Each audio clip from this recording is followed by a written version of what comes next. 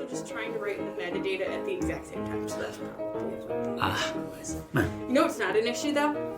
This podcast. Hi, welcome to the Semi-Bookish podcast. Hey! I'm going to come up with more cheesy and stupid lines as we go along this year. Okay, that sounds fun. We're just going to jump right into it. Grant, what are you entertained by? Oh, jeez. You can't say the news. No, please don't say the news. I would have to watch the news in order to be... Oh, man. Listen, I checked... This is a family-friendly podcast. Yeah. We are not going to get in trouble. No, I check the news once a day, and that's all you need, to be completely honest. Mm-hmm. Yeah, so what's entertaining old Grant? As opposed to young Grant? Yes. I keep him in a room somewhere else. Sure, yeah. Jeez, I guess I watched The Last Temptation of Christ recently. Oh. The what? The Last Temptation of Christ, which was it's a Martin Scorsese movie. Oh. Yeah. Didn't he write Goncharov? No. Yes. Hey, no. Wait. Yeah, I think so. Well, that's the internet meme. No, it's not. Goncharov? It's not a real movie. It is definitely a real movie from 1973. I don't know done about by that. Martin Scorsese.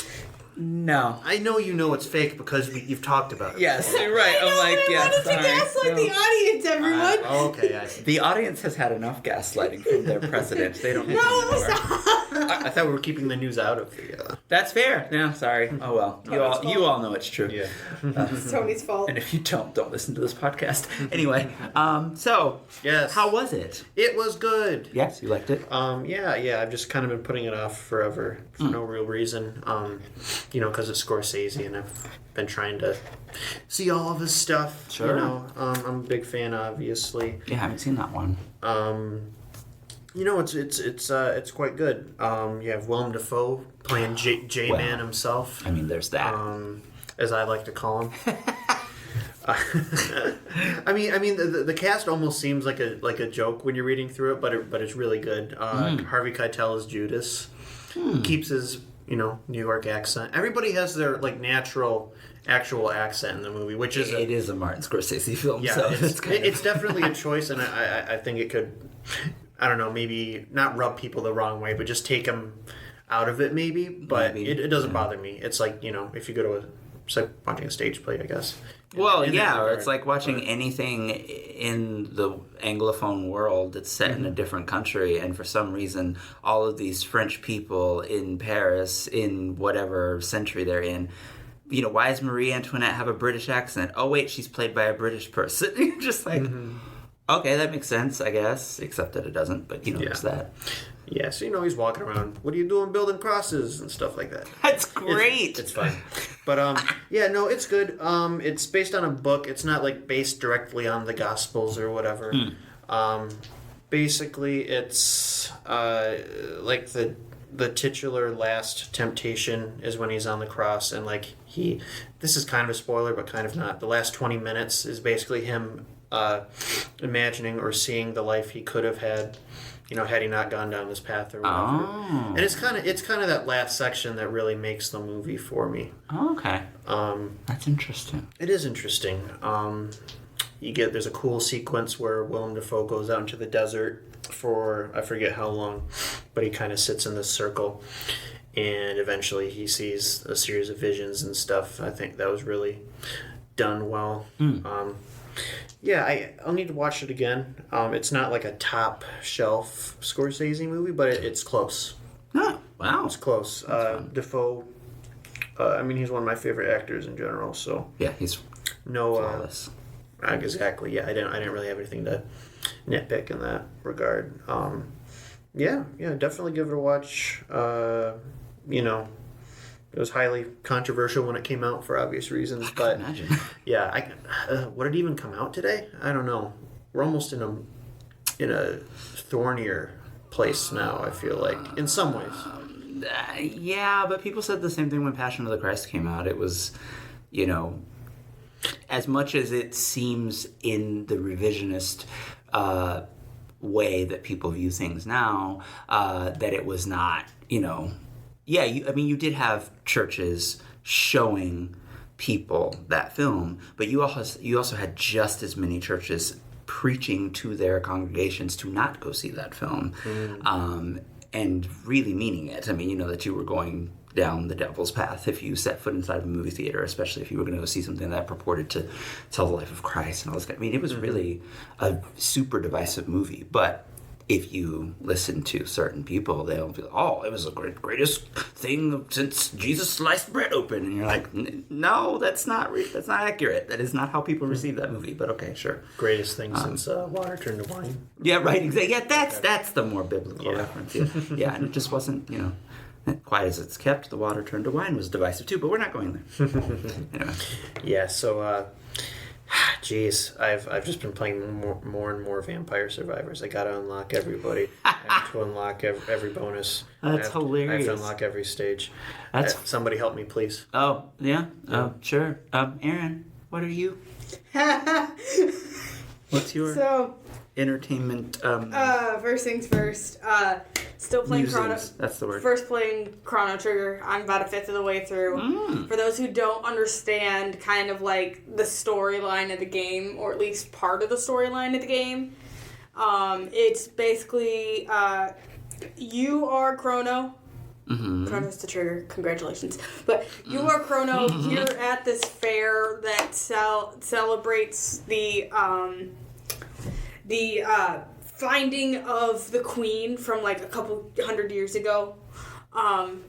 She had gone missing, like she was kidnapped, and then she was found again, and there was a bell made in celebration of her being found. And so they do like a festival to kind of like re-celebrate that. They should probably wrap it around her neck so she like stops getting lost. So she stops getting lost. Wait for it. Okay. You run into this girl named Marl, however you want to pronounce it. I say Marley because it's just Marle. Oh, without a Y, yeah, okay. Yeah, so there's no Y, so you could go either way depending on which one you feel like. Knowing 1990s Japanese RPGs, it's Marl. Oh, sure. But I'm going to call it Marley simply because it's easier that way for my... talking at the moment. And so you run into this girl named Marley. She asks to follow you around. You guys are going to go see your friend Luca's new invention because she's an inventor. She's like a steampunk kind of inventor. Please note that this game is made by Akira Toriyama, so any type of like technology that you're going to see is very Akira Toriyama-esque. Yes. Dragon Ball, for those of you who don't realize that reference. Yes. Or Dragon Quest. Or Dragon Quest, yes. So you go to see Luca's invention. It's a teleporter. It can get you from one side of the room to the other teleporter. Like, it's kind of like she's using this technology. So you're the first guinea pig, by the way. You make it to the other side. Marley's like, this is great. I want to try. And so she goes and tries. And oops, accidentally gets taken to another place. No idea why. So you're like, great, I have to go find her now because, like, I just met this girl and I don't know who she is, but we're going to go do it anyways. Sure. And so Adventure time. Yeah. Also, this game has been out since 1995, so if you don't know the storyline already, spoilers, I don't care. It's a game. Anyways, it's more than a game. Well, okay. And so you go to the new world to go find her. Turns out you're back in time to when this queen was kidnapped. Oh. Marley looks exactly like the queen, and so they all think that she's the queen. Oh. And so you go see her, and then, oops, just kidding, no, she's not. She disappears. Okay. There's a reason she disappears. Right. She is Princess Nadia from the future, so she's a descendant of the queen. Of course. Well, that's why she looks just like her. The queen is kidnapped and is supposed to be found, but now that we've found the queen and Marley, Nadia, however you want to call her, we're going to call her Marley because that's what she wants. Yes. Because she's been found, obviously there's no need for the current queen. She's going to disappear because her descendants don't exist anymore. So now you have to go find the original queen. Turns out she's been taken by this chancellor who's actually just this monster guy who got took over the chancellor, like kidnapped the chancellor, took over his body, sure. kidnapped her. So you have to go save her. So you save her, and then you bring her back to her normal time, and then you get put on trial because you supposedly are a bad influence on the princess, and you kidnapped her. And the chancellor from your current time wants more power, so, even if you're declared innocent and should be in jail for 3 days, he decides he's going to execute you for absolutely no reason. Sure. Anyways, current events aside, you get saved by Luca, and then Marley joins you, and you guys end up using one of the gates that Luca was using to do the technology thing. It transports you guys somewhere else. But you guys have no clue where you are. Now you are around 2300 AD when this was like 1000. So you are way in the future. Now it's dystopian and everything's dead and horrible and something had happened. And you find out that this is the future. Marley hates the fact that this is the future.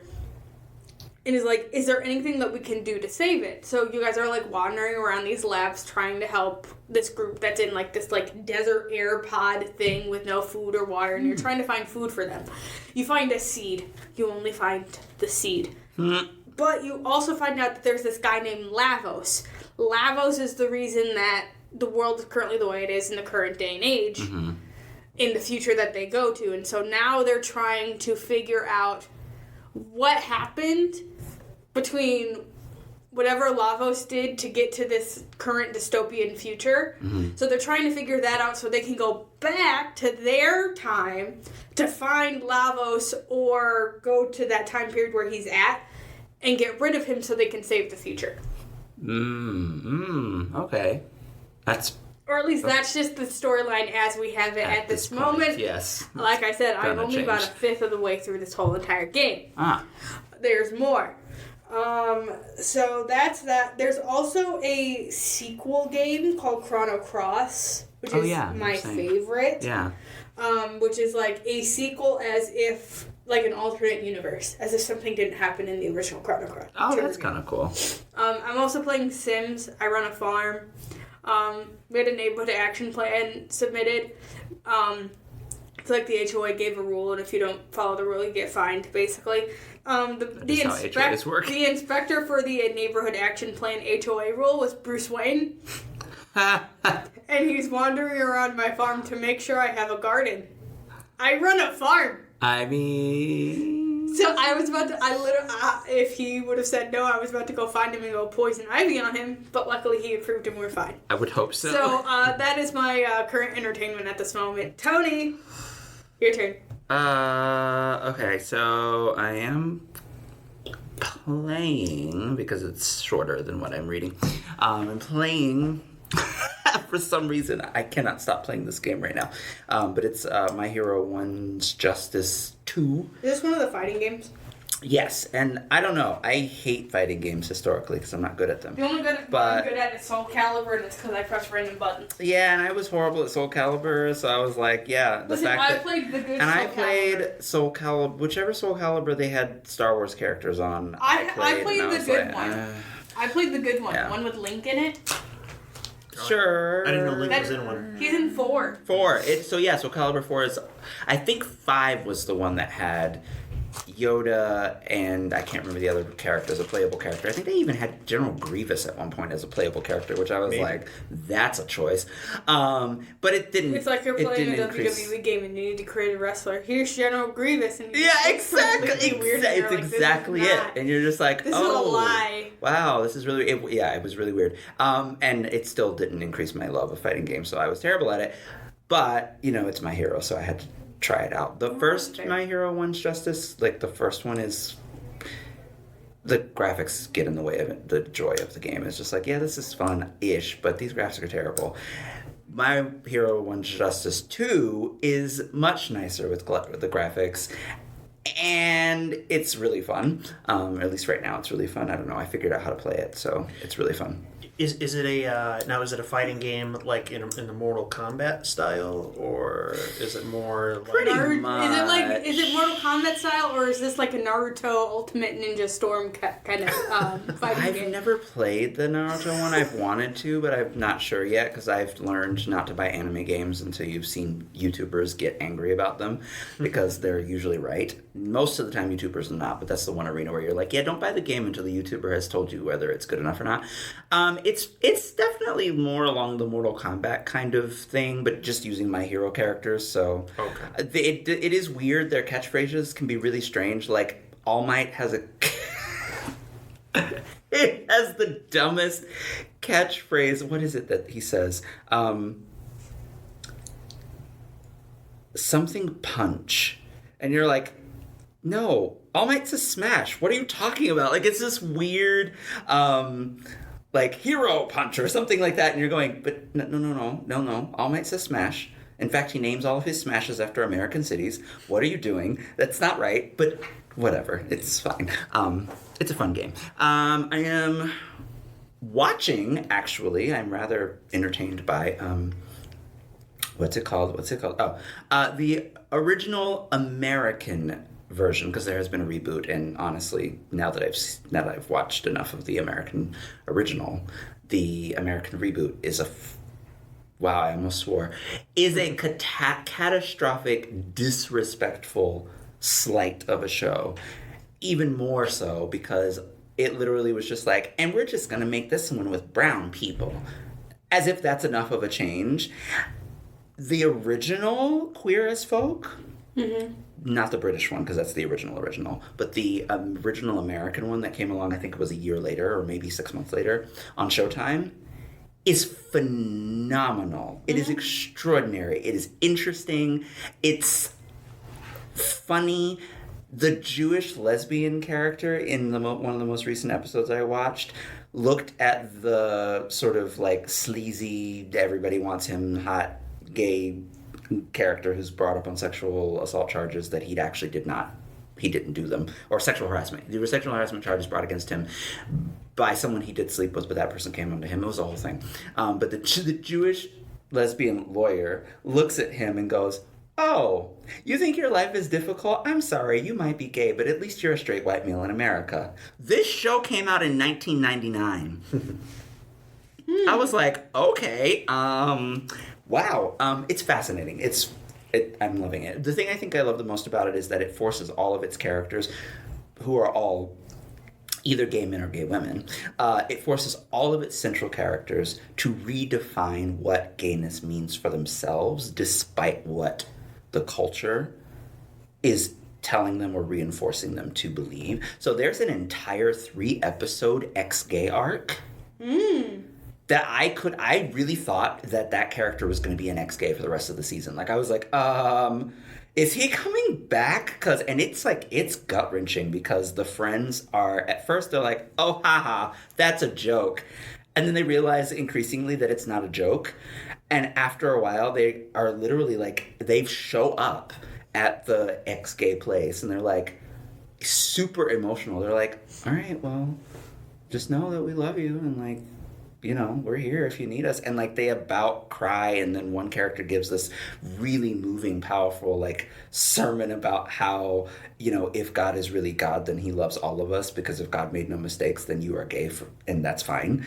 And that ends up being the sort of linchpin that undoes it for him and the lesbian that he's that he could barely sleep with. It was wonderful. It's a great series. I'm still only in season 1 because for some reason Showtime thought that this season 1 needed like 20 episodes, each of them 45 minutes apiece. I don't know what they were doing in 2000, but sure. It's a great show. I highly recommend it. Here's for what I'm reading. The 5 novels that I am currently reading, all of them published before 1900, but after 1850, or in 1850, I am rereading The Scarlet Letter by Nathaniel Hawthorne, which I read in high school. I am reading, for the first time, the next 4, which are The Adventures of Huckleberry Finn by Mark Twain, Uncle Tom's Cabin by Harriet Beecher Stowe. Oh my gosh, what's the other one? Oh, the big one, Moby Dick by Mr. Herman Melville. It's the front runner for my current favorite. It's wonderful because he's hilarious and wonderful. And then the 5th one I'm reading is the first ever novel published by an African American in the United States of America. It's called Clotel, or Jefferson's Daughters. because it's about the daughters of Thomas Jefferson. I think these particular daughters in the book are fictionalized versions of his actual mulatto daughters that he had in real life, whose lineage still exists to this day. By the way, one of those is an award-winning children's book author, by the way. Oh, really? Yes, Jacqueline Whitson. So yes, but yeah, so those are the 5 novels that I am reading, and then I'm reading so much literary criticism that my head is going to explode, but I'm having a great time. There is a 30-page essay called Unspeakable Things Unspoken by Toni Morrison that every person in America needs to read, because you will understand not only American literature better than you ever thought you could, but you will understand American history and why the current moment we're living in is not shock, but an inevitability. It's a wonderful essay. You should all read it. Seriously. And you can find it in her book called The Source of Self-Regard, which your Adrian District Library card will gain you access to for free. So there's a plug. Thanks for the plug. You're welcome.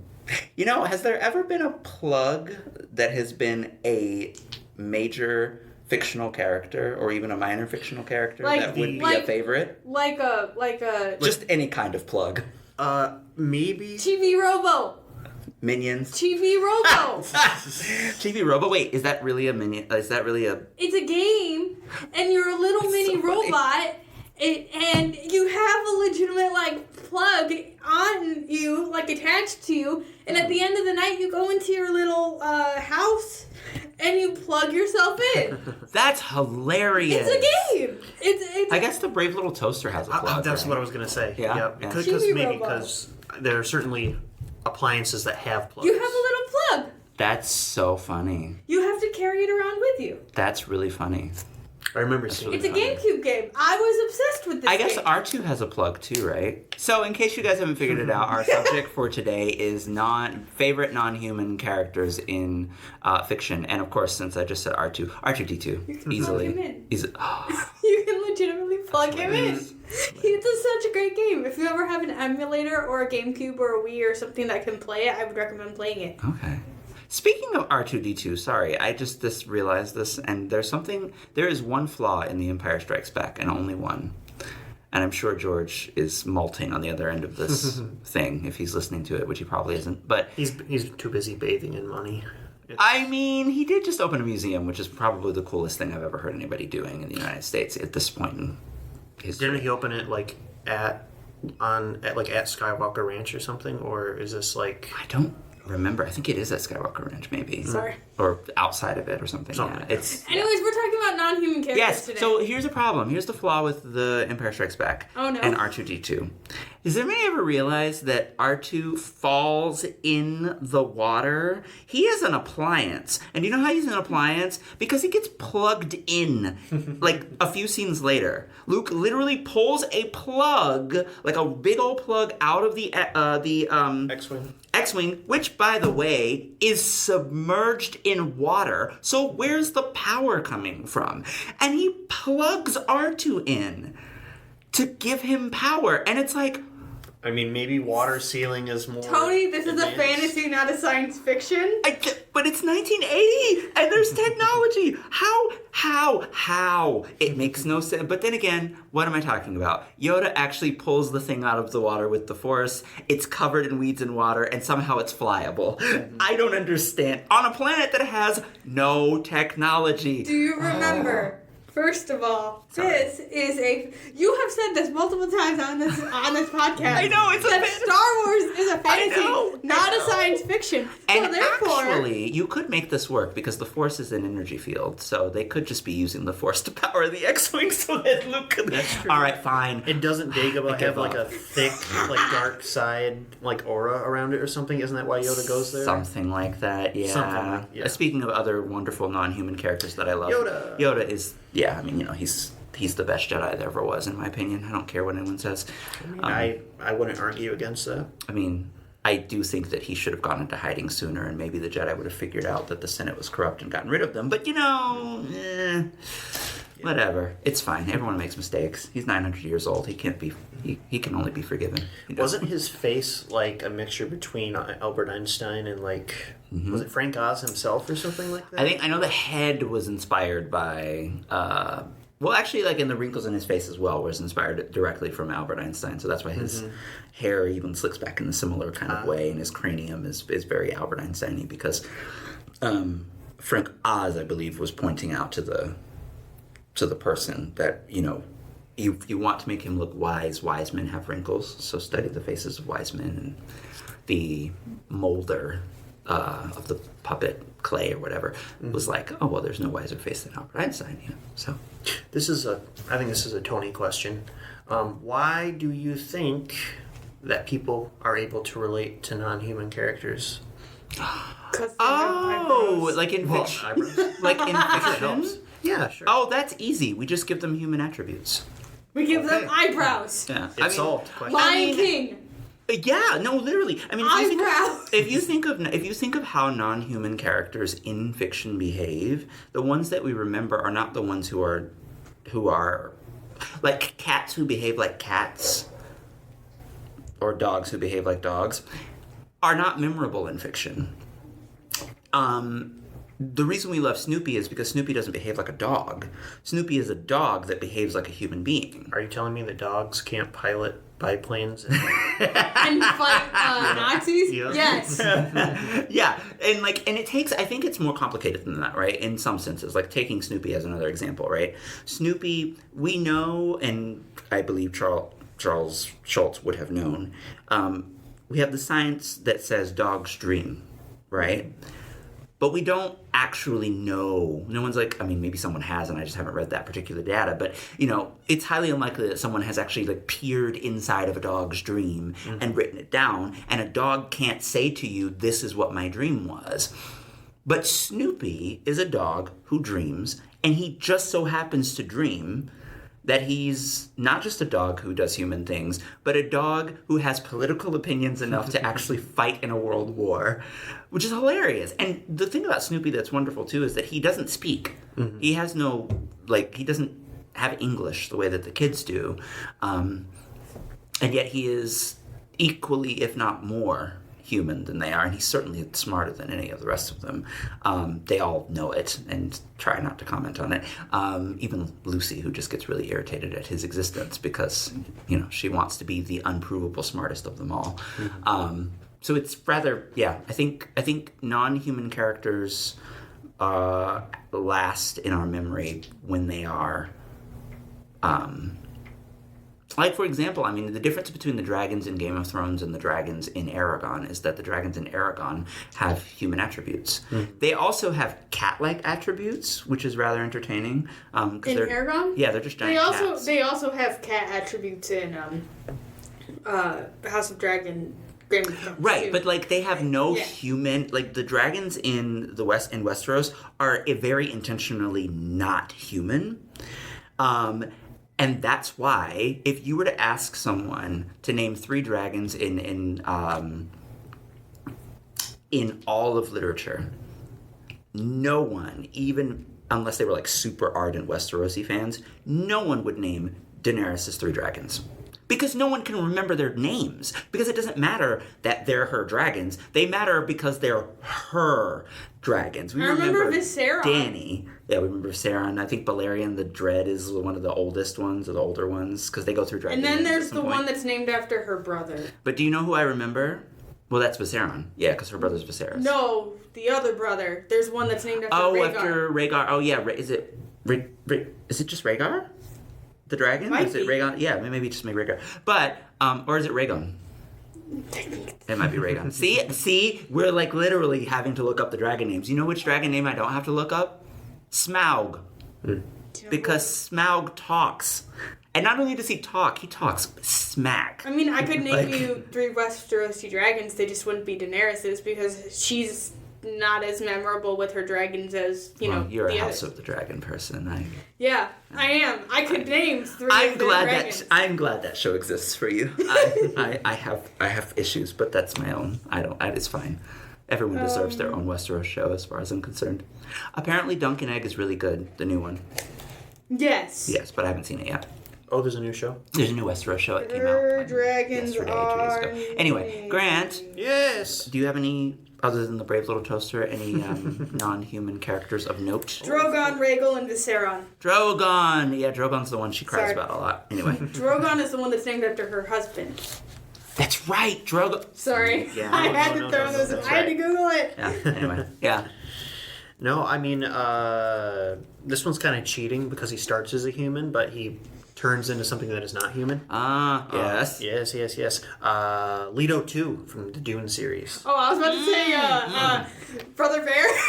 Brother. Okay, that's fair. Well, I mean, if I'm going Disney characters that started as a human and turned into an animal, I'd probably be doing the Emperor from The Emperor's New Groove. Yeah, David Spade. it's perfect. Cusco.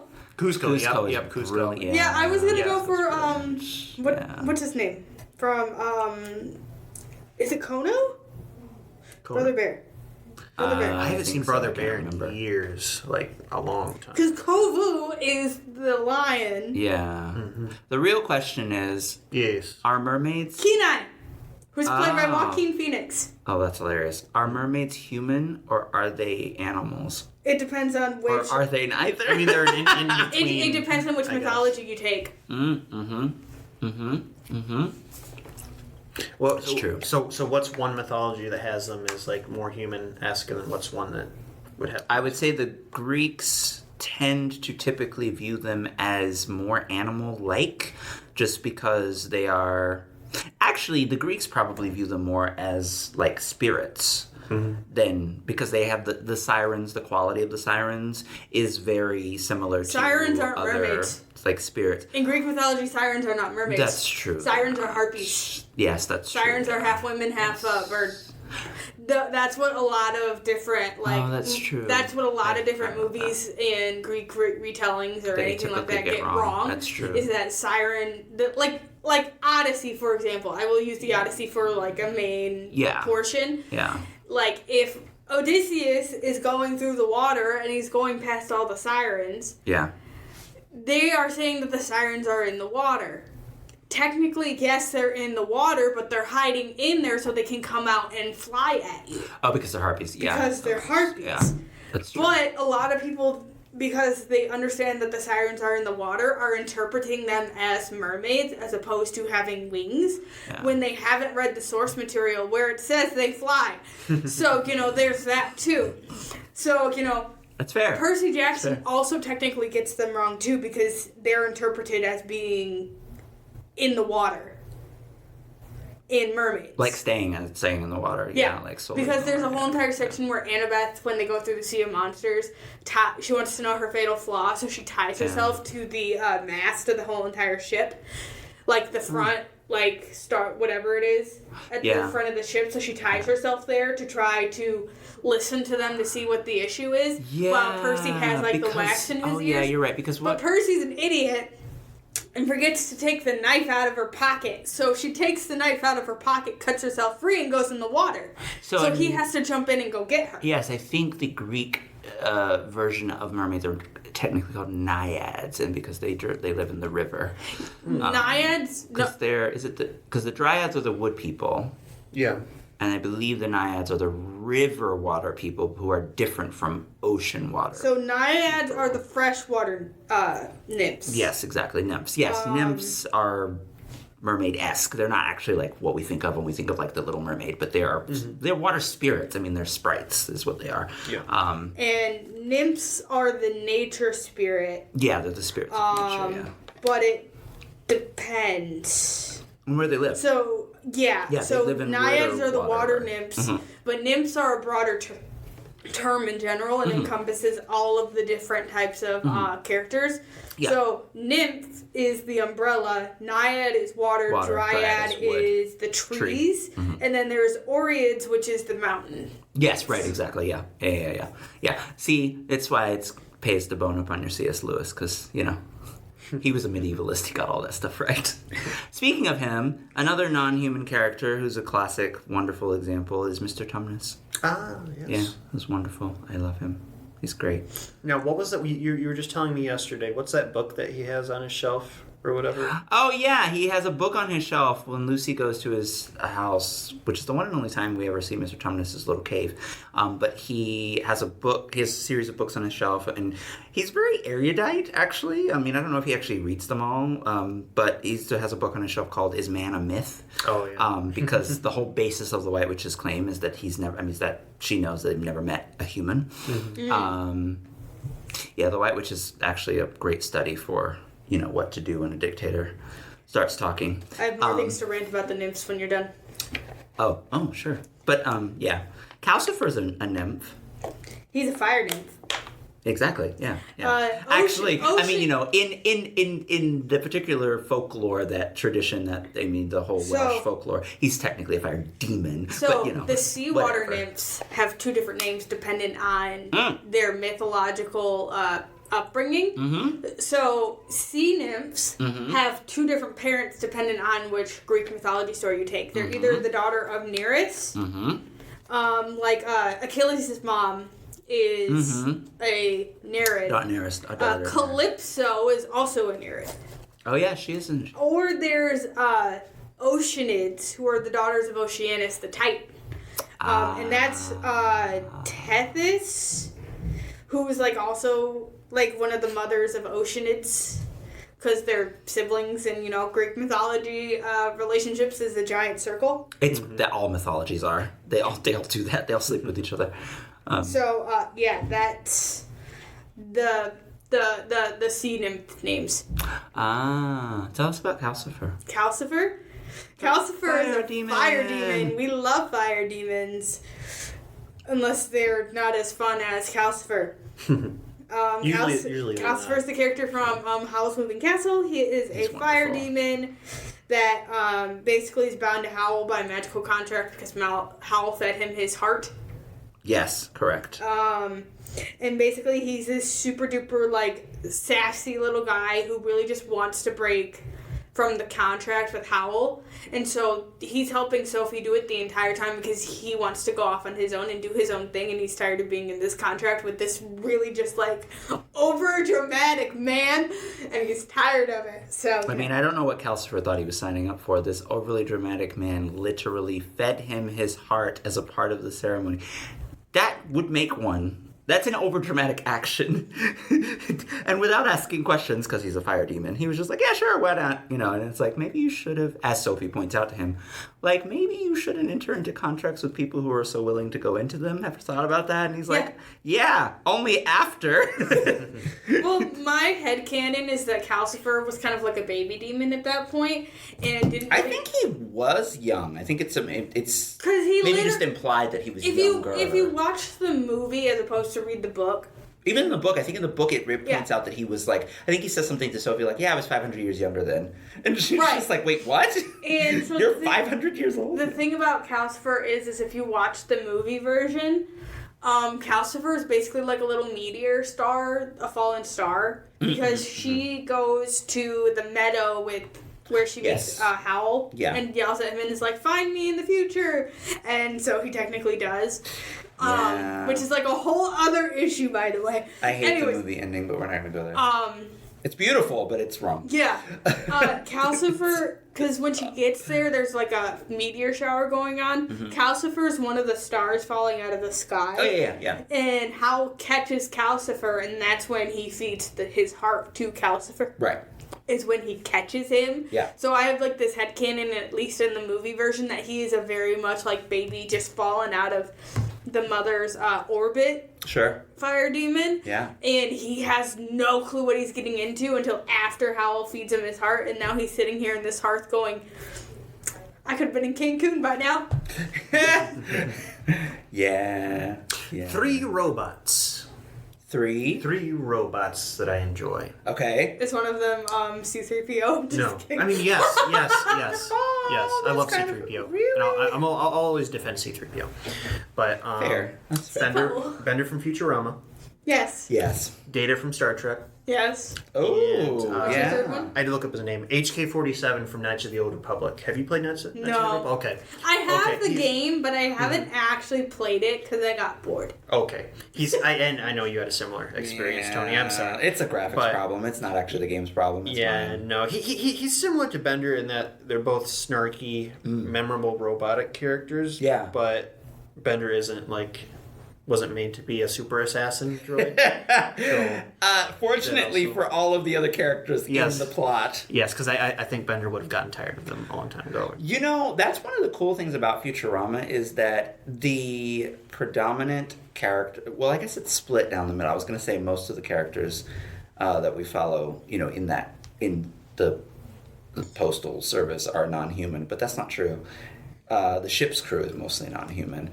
I forget that the Jamaican man is there, and then so it's kind of split down the middle. Actually, it's a little out of balance because there's Zoidberg, who's wonderful, Bender, and then there's I can never remember her name. Oh my goodness! Wow. Yeah, I Scarla, Carla. I love Futurama, Leela. There it is. Yeah. I was like, wait, it's something. It's Leela. Yeah. Leela is great. There's a lot of good non-human characters in Futurama. There are, yes. One could even make an argument for the president's heads no longer being human, therefore they are not there. True. I like the, who's the big evil alien warlord that always pops up? The big, the aliens, society that just shows up randomly on occasion because they love watching human television. There was I can't remember his name. I can't remember their names either, but they're wonderful. Is that his name? LRRR. Lure. Okay, yeah, no, they're great. They're really great. I love those. I promised Aaron a Chewbacca story. Yeah. Yes, I'm ready for this. All right, give me the story about Chewbacca how... is another wonderful non-human character that Brian De Palma referred to as a dog before we got the Star Wars scroll, because he said to George, the reason we have the Star Wars scroll, this is not the story I meant to tell, but the reason we have the Star Wars scroll is because George was super nervous about Star Wars because he was like, this is not my vision and I think it's terrible and it's, but I'm on deadline. So he sat down with his good friends, the Brat Pack, of the directing world at the time. So this is Francis Ford Coppola, Brian De Palma, and Steven Spielberg, all watching a rough cut of Star Wars. And they all, Steven Spielberg, the ever-supportive Steven Spielberg was like, good job, George. You got the movie done. And George was like, but is it good? And he's like, good job, George. You got the movie done. I don't remember what Francis Ford Coppola's I think he was more of just write the next one. He did the whole Jonathan Larson thing of sorry, kid, write the next one. Ryan De Palma says, George, here's the problem. I don't know if it's a good movie or a bad movie because I don't know what kind of movie it is. You just start the thing. You tell us she's a princess, but a princess of what? We don't really know. Some man in a mask shows up. Also, why is the dog flying the spaceship? What's going on? And he says, you know what you should do? Back in the day with Shock Theater where they would tell you what the whole plot was before you start the thing, so they could get as weird as they wanted to, but you knew what the plot was and you'd follow them. And he's like, yeah? He's like, do that. That is why we have the Star Wars scroll. And because you add John Williams layering in on top of that, we have a brilliant invention. And the look of the scroll itself is taken from old Flash Gordon shows. Yeah, exactly. Yeah, which George was obsessed with. So it was kind of a nice thing. So there's that Star Wars story. Here's the Chewbacca story. And this is why Spaceballs can get as insane as it wants because it gets the scroll. Yeah, basically, yeah. They're coming from the same They're traditions coming out with there. a sequel, by the way. Yeah. The Quest for More Money. I'm so excited! I love the title. It's an interesting title. I've never been able to get through Spaceballs, so that's my own deficiency there. But the infamous Chewbacca story is that, so just so you all know, this is a story in which I will prove to you that Star Wars fans have always been as toxic as they are now. There was a series of books called The New Republic, or the New... Yeah. I think it was a New Republic. So they took everything from the post Timothy Zahn's trilogy. He had a trilogy. Is this the series where the Yuzong Vong invade the galaxy or whatever? Or I actually don't remember. Probably at some point because there were 24 books. There's an insane number of books. But so there was the right after the episode 6, there was what's known as the Thrawn trilogy, which is written by Timothy Zahn, and he created this character named Thrawn, who is a great non-human character. He's an excellent non-human character. He is literally the best Imperial character. Thrawn is so great that he makes you want to be an Imperial just so that you can hear him monologue at you. And then you realize that he's like the epitome of evil, and you're like, all right, Ahsoka, do your thing. Ahsoka, another excellent non-human character. But anyway, so Thrawn's trilogy wraps up, and then there's a sort of post Thrawn trilogy era in which the universe just kind of continues on. This is where Luke marries Mara Jade, who used to be a Sith Lord, who becomes not a Sith Lord, and then they have Jedi children, and they redo the Young Jedi Academy, blah, blah, blah, blah, blah. So all of this... Ben Solo happens, and then Solo it just gets thrown all out the window. Murdered, and there's all this kind of stuff in the dark side, and Luke and Leia becomes a Jedi, who is also a teacher, but she's also part of the government, and Han is like, isn't that really weird? And she's like, no, and it's weird, whatever. So they just goes on book after book after book. I believe it was book 19 that was written by a little-known fantasy author named R.A. Salvatore, who at the time was uneclipsable because of his Legend of Drizzt books. Yeah. They were some of the earliest fantasy bestsellers, and they kept... Because they were short enough that it was amazing. And he kept turning them out because he could, and he loved them, and everyone else loved them, so it was easy money. So they called him and said, hey, you are famous. We want you to do a Star Wars book. Here's what you have to do. Here's your sign on the line. Congrats. He signed the contract, and then they told him what he had to do, and they told him, you have to kill Chewbacca.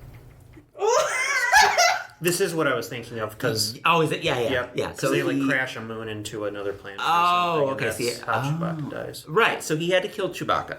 They didn't tell him how. They said, you're the writer. You kill Chewbacca, and we'll call it a day. Or we'll edit the book, whatever. So he rearranged the plot. I can't remember how many times he said it. I think he gave them literally 3 or 4 different options, like a full workable outline, 4 different ones. Avoiding killing Chewbacca, that he was like, these are brilliant books. Anyone in the world would want to publish these books. Which one do you want? I'm offering any of them. Do you want all 4 of them? Any of them. And the editor returned a 1-sentence line, kill Chewbacca, please, or we'll rescind the contract. And so he literally had to kill Chewbacca. But he told them, he said, well, I'm warning you, if you kill Chewbacca, you will kill the series. Just letting you know that. The cosmic joke is that not only did it kill the series, because it did, it killed his entire career for decades. And do you know what brought it back? Reckoning Kingdoms of Amalur, the game. Which is a great game. Wait. I've heard that. Wait, R.A. Salvatore wrote Kingdoms? Yeah. I love that game! Yeah, and it was literally because the game designers were like, who can we get to write this? Oh, wait, wasn't that guy R.A. Salvatore? Hey, what's he doing? No, it is... Nothing. And they called him, and he was like, beautiful. I've seen it, but I've not actually... I have both versions of the game, the original and the You mean the pre-Spider and the Spider version? Yeah, I have Reckoning, and then I have the Re-Reckoning, which is the new remaster. Honestly, the remaster isn't even that big of an upscale. It's not. It's an optimization thing rather than... And they just added spiders because they felt like it? Yeah, because they're dumb. I hate that. But I will say, if you can get the original... I think I have the original because my original's brother great. gave it to me. I have the EA... And for my Xbox 360 too. The EA connection thing, and so you get a couple extra armors. One is based off of Dragon Age, and the Mass Effect one is awesome. And then there's one based off of Mass Effect, and it's so good. Fun. I will say my favorite part about that game in general isn't even the armor or the story. It's the fact that I can have chakras. That's cool. You can't. I don't know another game where I can run around with dual chakras and throw them, and then throw them in a giant circle around me on fire. That's kind of cool. It's amazing, and it is my favorite weapon of that entire game. Yeah. Nothing else compares to those chakras. I have tried the daggers. I have tried the sword and the shield. I have tried the hammer. I have tried the staff.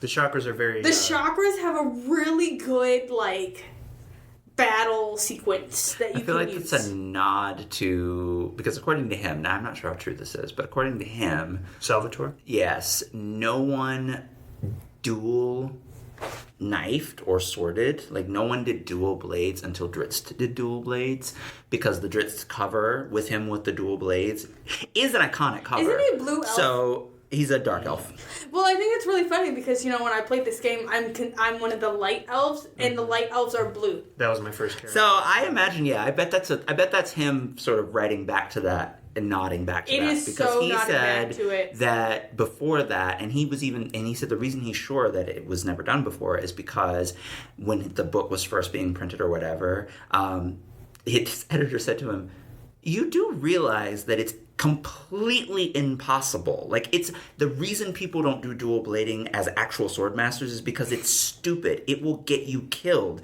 And he's like, "Yeah, but he's a dark elf. It doesn't matter." And he was just like, "Do what I want." The editor was like, "All right, sure." And then they did that cover, and now, everyone's done it. Anakin Skywalker does it. Literally, it's a thing in Star Wars where it's you're super Skyrim. powerful if you have the double blade. Yeah, Skyrim. Like, that's all I play. Speaking of Skyrim, you know who's an amazing, or what the best race in Skyrim is non-human? Argonians? Absolutely not. The Khajiit. What are you talking about? I was about to say, which option are we going to go with, Khajiit or Argonian? And I was like, you obviously haven't read all 12 volumes of the Argonian account. That is correct. I have not, and I would probably disagree with them. I don't like Argonians for some reason. I have an issue. That's fine. I don't know. I never play as them. I think I like tried the lore once. behind them, but Yeah, that's fair. I like the fact that they have a hive mind. Yeah. Mm-hmm. That is kind of cool. These they're are cats. Come on. Yes, cool. but I will say the lizard people. And they're like moody cats. The lizard people were the Well, they're only cats. people who threw back Marunas Dagon during the Oblivion Crisis because they turned around and Are you making they lizards en masse used the power of the tree that they have the hive mind with and sent them all into berserker status and attacked all of the Daedra. Well, the least interesting race in Skyrim is also non-human. Is it the orcs? No. It's the dragons. Oh. Yeah. other than Parthenon. They're the worst part of the game. Oh. No, we throw Parthenax. I love Parthenax, but honestly, he's the most boring dragon out of all of them. I loathe Parthenax. He doesn't teach you anything. You know who Parthenax is? He is the Louis, the whatever the heck Louis' name is in Interview with the Vampire. He's the Louis dragon of that universe where he's like, I wish I wasn't a dragon, but I am a dragon. Do you know who he reminds me of? If you've ever watched the BBC version of Merlin, there's that dragon that is right there, and he does absolutely nothing, and he gives the worst advice to Merlin every single time. It's kind of horrible. And it's the same dragon. Yeah. Every time. But at least it's not, there's that one. I was just thinking there was a non-human character that I really was just like, I can't stand. Oh, gosh. It's gone now. In Skyrim? No, in something else that I was like, it's horrible. Well, you know who the worst non-human character in all of, fantasydom is, and it was invented by Mr. Tolkien himself? Treebeard. What do you got against Treebeard? Read To the Two Towers. I have. I hate Treebeard.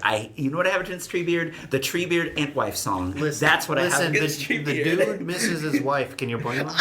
Apparently, he wrote an entire epic song about how much he misses her and about how much. I can't. I can't do it. I cannot. I hate that. People hate Tom Bombadil, and I'm like, no. Tom Bombadil has nothing on Treebeard. I can't take Treebeard. I can't even, honestly, I've never liked Treebeard. Even in the movie, I'm just like, shut up. Can we get on with it? I know that's the point, and Tolkien is literally trying to figure out how to come back from the dead to reclaim it. I can't do Treebeard. I'm sorry, people. That's fine. There's a lot of people, LOTR fans, who are about to. Well, when you're in the dark woods on your way to Isengard and you ask for help, I guess. This little girl is going to see Tony with their elf eyes going. They're going to Isengard with the hobbits, or what? I'm just gonna go with Gandalf. That's probably a safe. Well, I don't know if it's safer. There's a lot of Gandalf's gonna be safe.